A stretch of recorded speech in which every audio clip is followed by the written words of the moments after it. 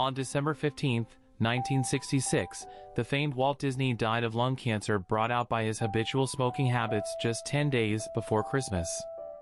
His death brought a great shock not only just to the world, but also to the people working within the Walt Disney Company who were concerned about the company's direction without the guidance of the lovable man that started it all. Walt Disney's older brother, Roy, briefly revived the Disney Company's enthusiasm and decided to complete his younger brother's two major priorities, building Disney World and expanding Cal Arts. Roy completed Walt's dream by opening up Disney World on October 1, 1971 and helped see Cal Arts expand in November 1971 to where it is today. But in December of that year, Roy passed away from a stroke, and for the first time, Walt Disney Productions practically had no real leadership.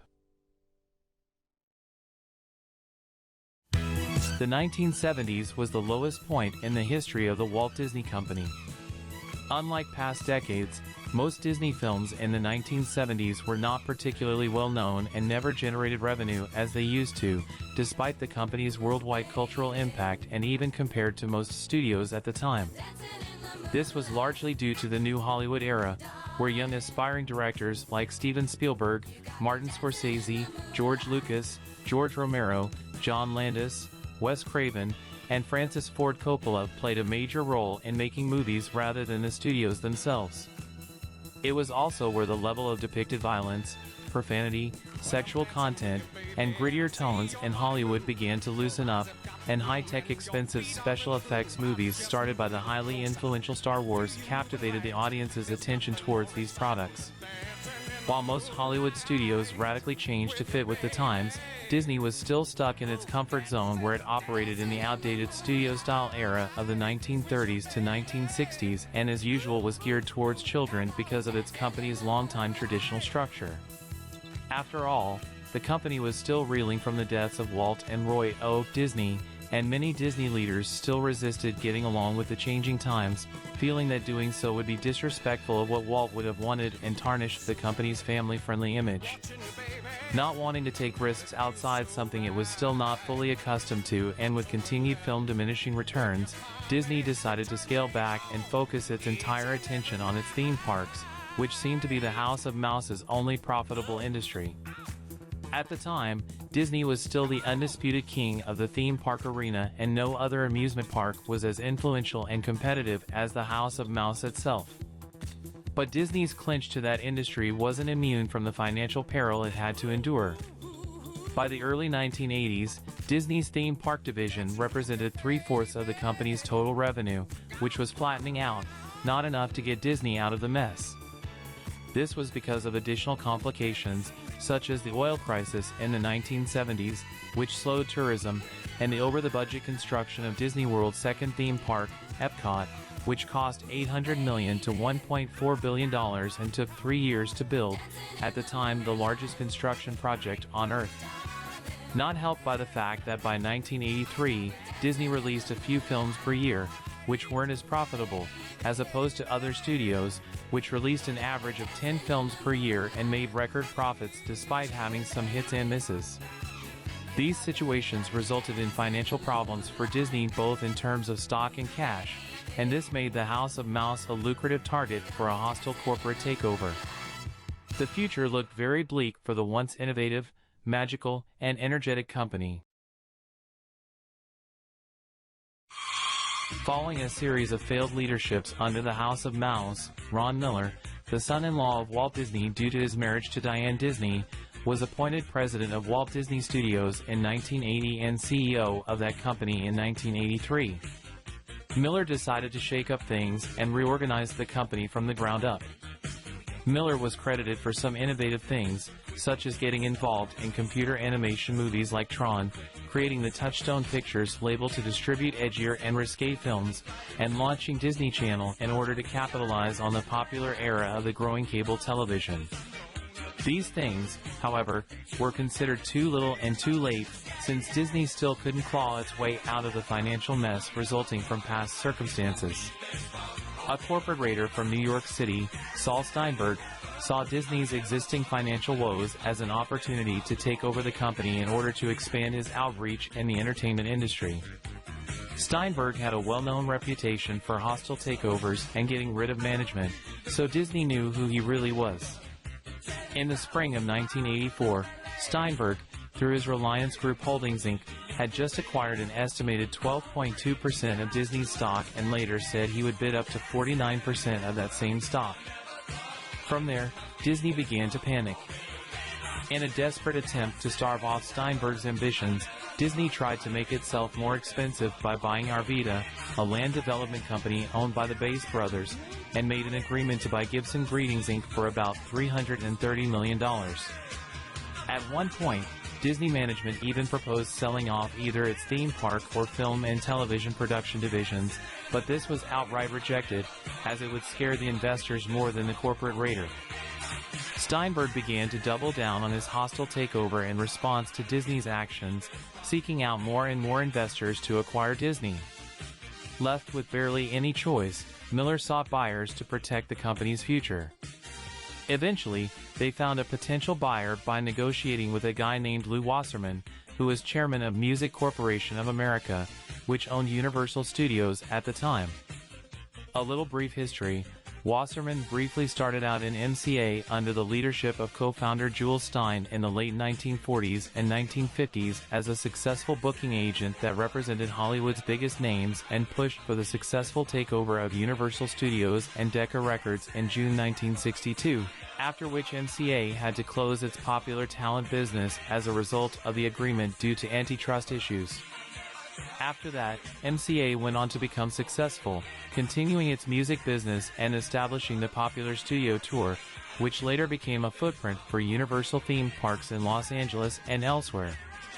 Wasserman later took over as MCA chairman in 1973 and worked together with Sidney Sheinberg, who was elected president and chief operating officer of MCA and Universal Studios that same year. Together, they continued to oversee Universal's success in the next decade, such as American Graffiti, Jaws, Smokey and the Bandit, National Lampoon's Animal House, The Blues Brothers, and E.T. While the studio tour continued to thrive in the 1970s, Wasserman was notorious for being a cheapskate. Cheapskate? He felt that Universal Studios couldn't afford to build its theme park and so decided to minimize investment by buying out existing amusement park operators. In 1976, MCA tried to acquire the San Diego-based company called SeaWorld, which fell through because of Wasserman's refusal to get into a bidding war and, in his words, pay more than the company was worth. In December 1979, he made a bid of $11.47 million for Cedar Point, an Ohio-based amusement park. Harold Haas, MCA's treasurer, said, "It's a business with which we're familiar. We see Cedar Point as a good investment." But Cedar Point was not enthusiastic about merging with MCA and rejected it outright.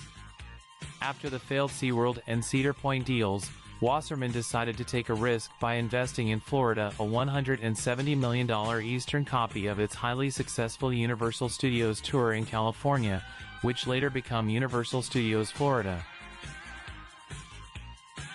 Wasserman overhead the chaos in the Disney boardroom in response to Steinberg's hostile takeover. Upon Disney's seeking out potential buyers, MCA began seizing the opportunity and talked to Disney's top management about its potential purchase. You have to be willing to do whatever it takes to seize your moment. Barry Diller, the media mogul known for co-creating the Fox Broadcasting Company and who was later chairman and CEO of USA Network, said that the deal was almost close to being done. For MCA and Universal, there was a great benefit to owning Disney.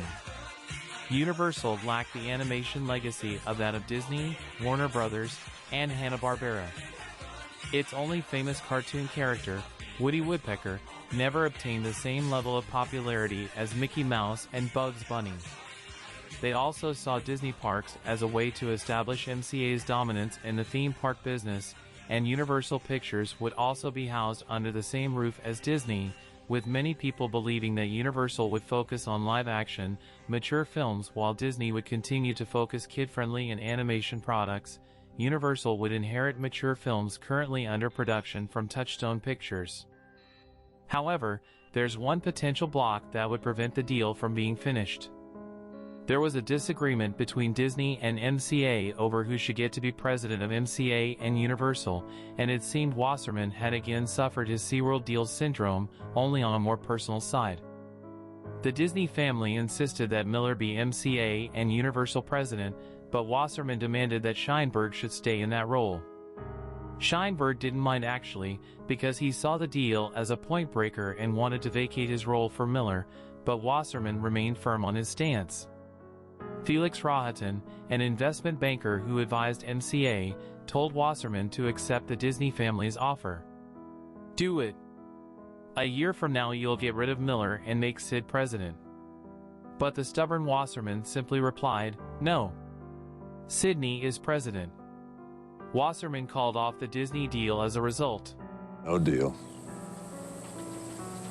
You serious?